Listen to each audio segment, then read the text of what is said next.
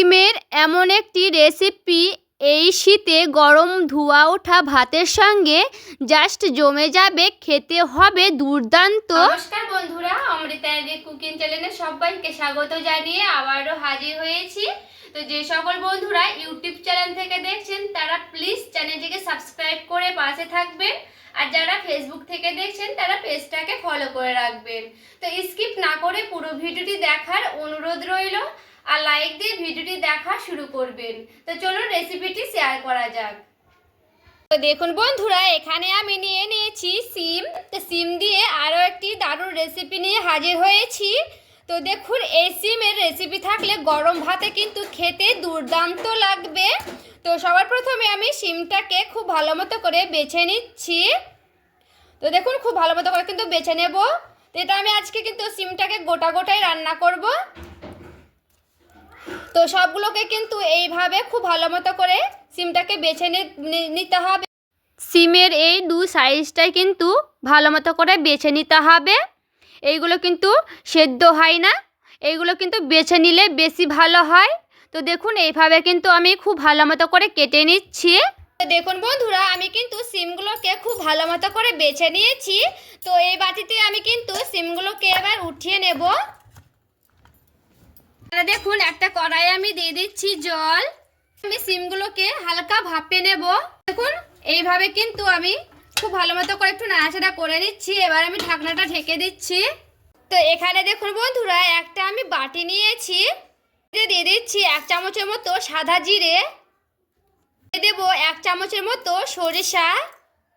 এখানে দেখুন দিয়ে নিয়েছি 2টো কাঁচা লঙ্কা। এখানে আমি নিয়েছি সাদা তিল, আপনারা কিন্তু বেশি বা কম নিয়ে নিতে পারেন। এখানে আমি 1 চামচের মতো কিন্তু সাদা তিল নিয়েছি। তো সবগুলো উপকরণগুলোকে একটি মিক্সিং বোলে আমি ভালো মতো করে পেস্ট করে নেব। তো এখানে দেখুন একটা মিক্সিং বোল নিয়েছি। এবার আমি সবগুলোকে দিয়ে দিচ্ছি। দিয়ে দেবো অল্প করে জল, যেহেতু এখানে অল্প মশলা আছে। এখানে কিন্তু টমেটো দিয়ে দিতে পারেন। তো এইভাবে আমি কিন্তু আধা ভাঙা করে নেব। এখানে দেখুন বন্ধুরা, খুব ভালো মতো করে কিন্তু আমি পেস্ট করে নিয়েছি। একটু জল দিয়েছি, কারণ অল্প মশলা হলে একটু বেশি করে জল দিয়ে কিন্তু পেস্টটা করতে হয়। তো দেখুন, খুব ভালো মতো করে কিন্তু একেবারে মিহি মিহি করে পেস্ট করে নিয়েছি। এবার দেখুন বন্ধুরা, হালকা করে কিন্তু আমি ভাপিয়ে নিয়েছি। এইভাবে কিন্তু ভাপিয়ে নিতে হবে। এবার আমি নামিয়ে নেব। তো দেখুন, আবার কিন্তু আমি কড়াইটা বসে নিয়েছি। এবার আমি দিয়ে দিচ্ছি সরিষার তেল, দিব কালো জিরে। এবার দেখুন বন্ধুরা, আমি কিন্তু সিমটার জল ঝরিয়ে নিয়েছি। এবার আমি দিয়ে দিচ্ছি।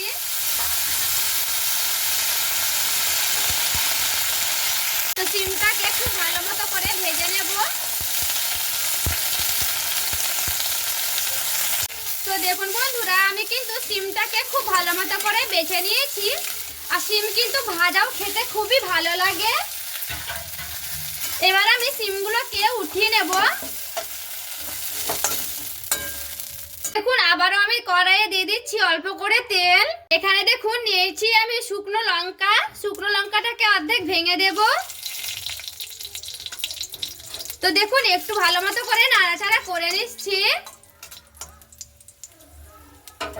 এবার দেখুন, সেই মশলাটা আমি দিয়ে দিচ্ছি। তো আমি বাটিটাকে বুলিয়েও কিন্তু দিয়ে দেব। দিচ্ছি পরিমাণ মতো লবণ ও সামান্য অল্প করে হলুদের গুঁড়া। খুব ভালো মতো করে নাড়াচাড়া করে নিচ্ছি মশলাটাকে।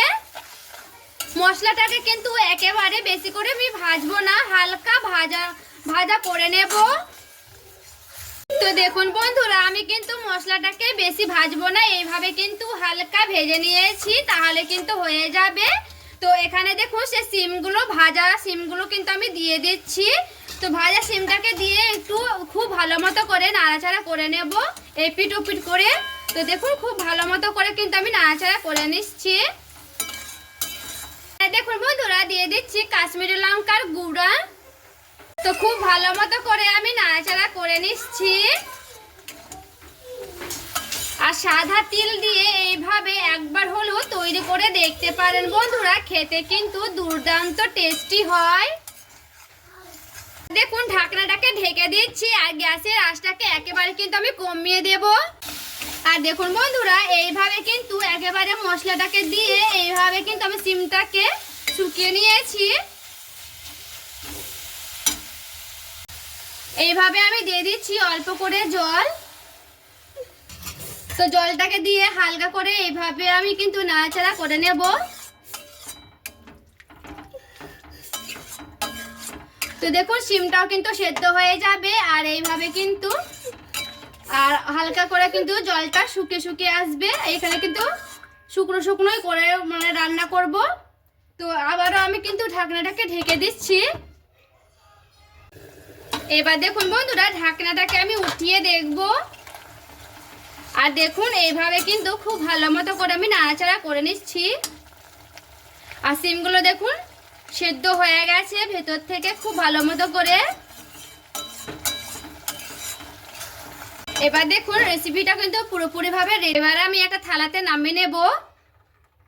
আর দেখুন বন্ধুরা, সিমের এই রেসিপিটি কতটা লোভনীয় হয়েছে। ওপর থেকে দিয়ে দিচ্ছি 2 রসুনের মতো কাঁচা তেল। তো বন্ধুরা, আজকের এই সিমের রেসিপিটি আপনাদের কেমন লেগেছে অবশ্যই আমাকে কমেন্ট করে জানাতে ভুলবেন না। আর এইভাবে কিন্তু গরম গরম ধোয়া ওঠা ভাতের সঙ্গে গরম গরম সিমের এই রেসিপি হয়ে গেলে বন্ধুরা খেতে তো দুর্দান্ত হয়। এই সিমের রেসিপিটি এতই টেস্টি হয়, গরম ভাতে পুরো জমে যাবে। তো আপনাদের এই রেসিপি কেমন লেগেছে অবশ্যই আমাকে কমেন্ট করে জানাতে ভুলবেন না। তো আজকের রেসিপি ভালো লেগে থাকলে প্লিজ একটি লাইক করে দিবেন, চ্যানেলটাকে সাবস্ক্রাইব করে আমার পাশেই থেকে যাবেন। দেখা হচ্ছে আরও একটি রেসিপির সঙ্গে। সবাই ভালো থাকবেন, সুস্থ থাকবেন।